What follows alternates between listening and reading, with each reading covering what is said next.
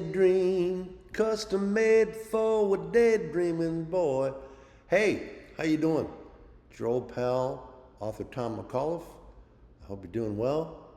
I appreciate you stopping by Uncle Tom's cabin. We're still, as you can see, working on the home studio. So I got my good t-shirt here. Believe there is good in the world from Donate Blood, One Blood. They give you away great free t-shirts when you donate blood. Welcome to our weekly visit of Uncle Tom's cabin. Just getting started. Good to have you with us. Please tell your friends. We talk about books, music, politics, and everything in between. And I appreciate it. My name's Tom Patrick McAuliffe. I am an author of 30 books and basically live on the Gulf Coast, the Emerald Coast of the United States here in Florida, and originally from Michigan, from Detroit. And going to tell you a little bit about what we got coming up with the show. Every episode I'm going to talk to you about one of my books, and then hopefully I'm lining up some interviews. We've got, for example, Joe DiStefano, who wrote a book called Circle of Wellness. He's 78 years old, a former professional and champion weightlifter. He's going to be by to talk to us. We hope to have some other authors as well.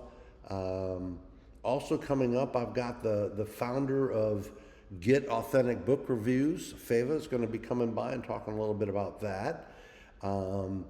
Also the founder of the Read Aloud podcast, where authors come on the show and read a little bit from their books. That's pretty cool.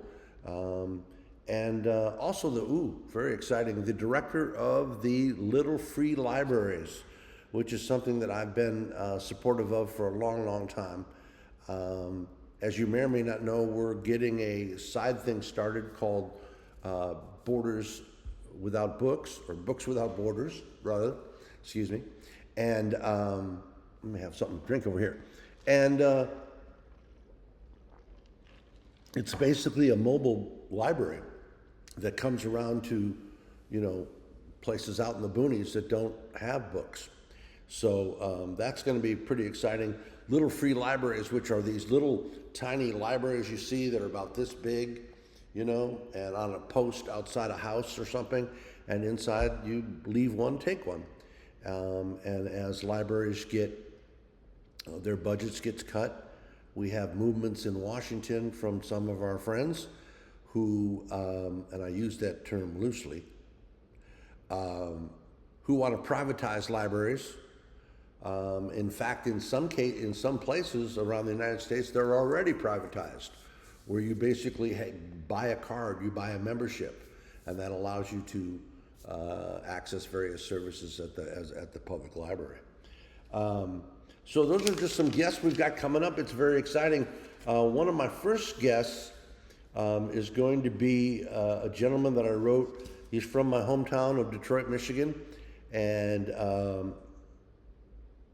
very, very interesting man. His name is Donovan. He's a Christian author from Michigan with more than a dozen books out. But he has created this new site, which is unlike any other AI-based site about independent publishing that I've ever seen. And I've been being a beta tester for him, and I'm just so impressed with what he's put together. He's put together a team of author assistants based on not just open GPT or some of the other AI bots that are and technologies that are out there. He's taken all of it and put it all together and come up with this site. Let me give you the address. It's agentivpress.net. Now, it's still in beta, and you can't really do a whole lot with it yet. But for example, he's got these different, and he's created these characters, which is really cool, for each kind of expert that's going to help you along. For example, Nina is a fiction book analyzer. She analyzes your fiction books and tells you where it can be strengthened. Ian is a nonfiction book analyzer, but my favorite is Gracie. Gracie handles strategic marketing. I put in, for example, one of my books, and inside of under 10 minutes, she spit out not a week, not a month, but a year-long marketing plan, for one of my books. And now he has made it so that you can tie that into your calendar, and it will send you a reminder about what your goals are for that day. I need to make a social media post. I need to make an X post. I need to do something with Facebook, and like that. But let me just tell you some of the other team members she's got. So she's got Nina for fiction, Ian for nonfiction, Gracie for strategic marketing, Aaron, who's a social media expert, Cora. I found her analysis of my business. She's a small business easy for you to say, Tom. She's a small business analyzer. Adra is going to analyze your Amazon ads. Evie can spit out events. It's very, very, very impressive.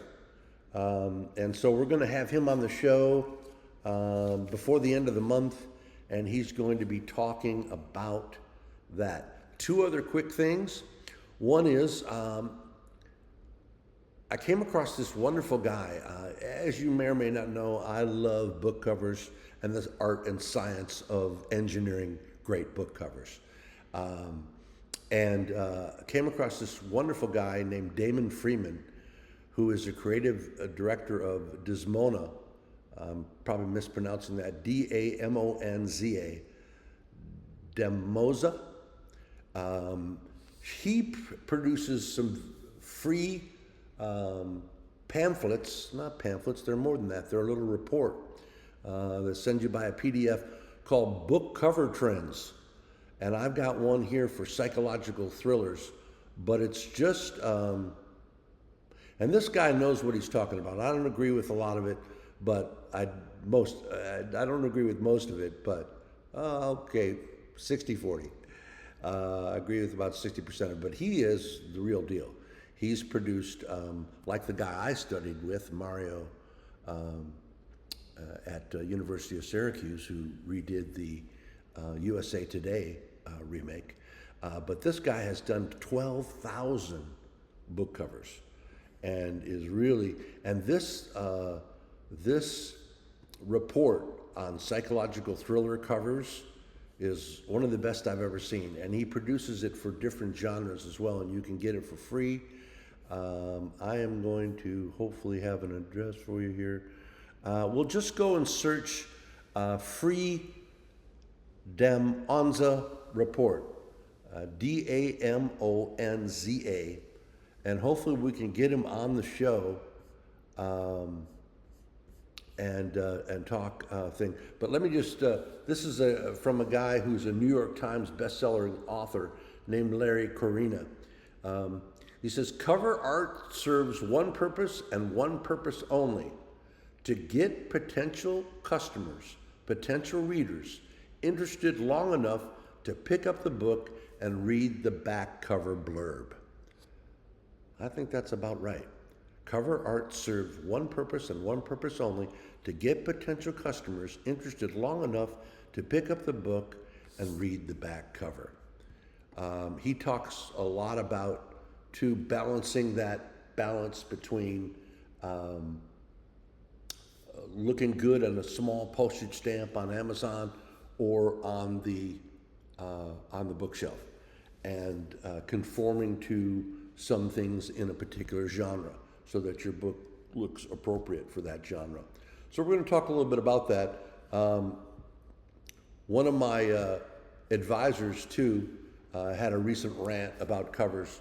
And the fact is, there's been leaders in the independent publishing movement who have tried to push the idea that you can't do your own covers, that all DIY covers are horrible, and that covers are the be-all and end-all for sales. Well, that's just not true. For example, my book, Mr. Mulligan, this is the old cover.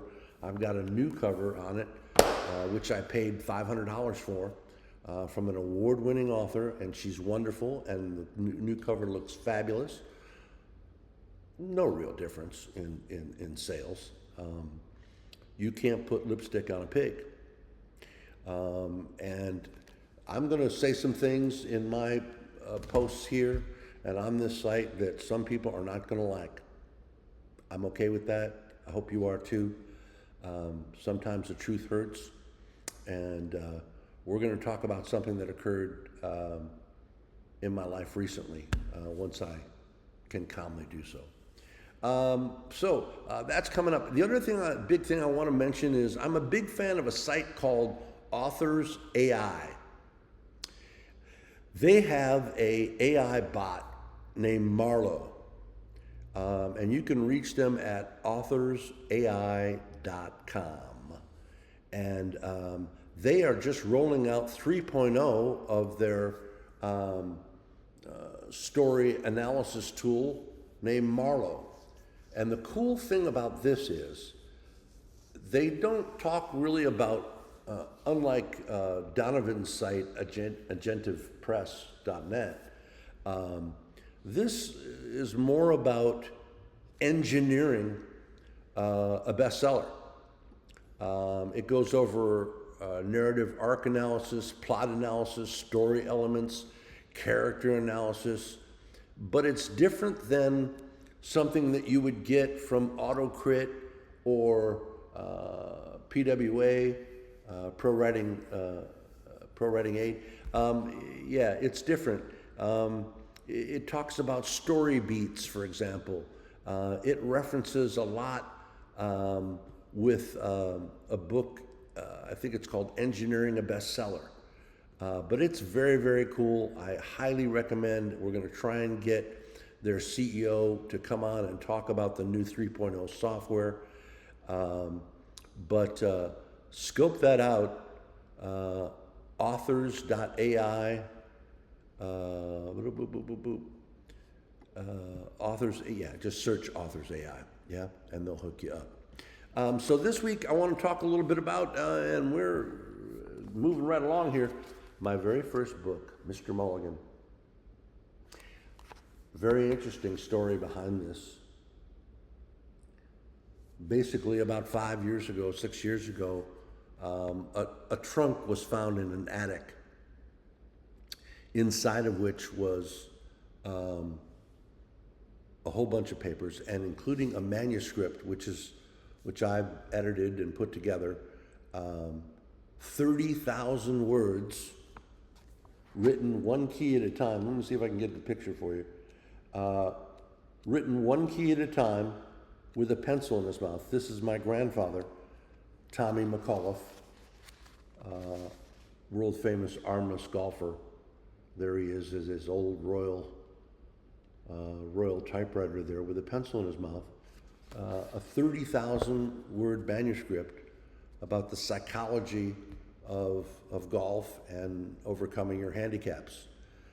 He had lost both of his arms at the age of 7 in a streetcar accident, and taught himself how to play par golf, and played with the heavyweights, heavyweights of the day, Walter Hagen, Olympian gold medalist Bobby Jones. Bobby Jones actually made him a set of golf clubs. Arnold Palmer later in life, and traveled the country in the late 30s and early 40s doing positive thinking talks about how to overcome your handicaps. He used to say, the only handicap in life is a mental one. And also was responsible for passing a lot of laws about handicap rights and disabilities rights for the disabled. So this is my first book, Mr. Mulligan, The Life of World Champion Armless Golfer Tommy McAuliffe. And I just thought I'd read a little bit from the prologue where he starts out. And this is actually a speech given to the Commonwealth Club in Richmond, Virginia, in the year that I was born, way back in the late 50s. Quote, "If you worry about the ones you miss, you're going to keep missing them. Remember, Tommy, the most important shot in golf is always the next one." That's golf champion, PGA champion Walter Hagen in Traverse City, Michigan back in 1949. And Tommy starts, "I was born in Buffalo, New York on July 13th, 1893, the oldest of 5 children. And my arms were amputated just below the shoulder after being run over by a streetcar in 1902 at the age of 7. I have indeed been fortunate and blessed in life and in golf, as I have played with many of the greats, including Bobby Jones, Walter Hagen, and many other noted golfers who have won national and international golf tournaments. Being able to play is a gift, and I remember my first round like it was yesterday. My first 18 holes resulted in 138 strokes. That was back in 1908 as a caddy. My lowest score at that time was 108 strokes. I stopped swinging clubs professionally in 1914 and did not really hold another club as a pro until 1928. He had gone into vaudeville and did a golf trick show with his brother, and traveled all the vaudeville circuits, played at the Palladium in LA, the Paramount Theater in New York, the Orpheum Theater, going to Capitol Hill to testify before Congress and assist in getting action on bills about rehabilitation was always an honor. The game of golf has not only been fun and profitable through the years, it has taught me valuable life lessons. It's been essential in establishing the mental discipline to overcome losing both arms and the development of the no handicaps philosophy." That was his big philosophy, no handicaps, and that's the title of his book that's available on Amazon and Kindle. In golf parlance, to, quote, "call a mulligan," unquote, is to ask for a do-over. In looking back at my life, I hope you can see that instead of quitting life when the streetcar took my arms, I simply called a mulligan and decided to do my life over. Realizing as I do that success goes to the fighter, and with the sound of screeching metal wheels from the train still fresh in my mind, even now, years later, I vow every single day with a determined grin to simply start all over again. You can too, because there's no handicap in life except a mental one. Tommy McAuliffe, The Commonwealth Club, 1957. Chapter 1. As the sun began to set on the crisp autumn day in southeastern Michigan, it cast a familiar golden glow of fall. It was the early 1960s, and Tommy McAuliffe teed up on the 18th hole at Plum Hollow Country Club in the suburbs of Detroit, where he had played hundreds of times before. As soon as the driver hit the ball, Tommy knew he was in trouble. It was another heart attack. As the cancer that was to take his life a few years later began to make itself at home in his body. They say that your life flashes before you when you die. The nightmarish sound was loud enough to crack teeth as the 20-ton electric streetcar number 2013 tried to stop. Its steel wheels screeched against metal rails before it cleanly severed both arms just below the shoulder. Ever since, he has been haunted by that deafening sound. 7-year-old Tommy McAuliffe's life both ended and began on that day in 1901. So just a little bit from Mr. Mulligan, The Life of Champion Armless Golfer. We're praying and possibly making that into a major motion picture. So that's very, very exciting. The back cover. A lot of people don't realize, but back in the 30s and 40s, and even in the 50s, they had nighttime golf exhibitions where cars would form a big circle and they'd have a little stand and like that, and they would do nighttime golf things and like that. So that's kind of cool, Mr. Mulligan. Anyway, I really appreciate it, you guys. We got to go, and I look forward to seeing you next week. Keep on keeping on, and thanks so much for tuning in. Tom McAuliffe, you make it a great day. Bye-bye.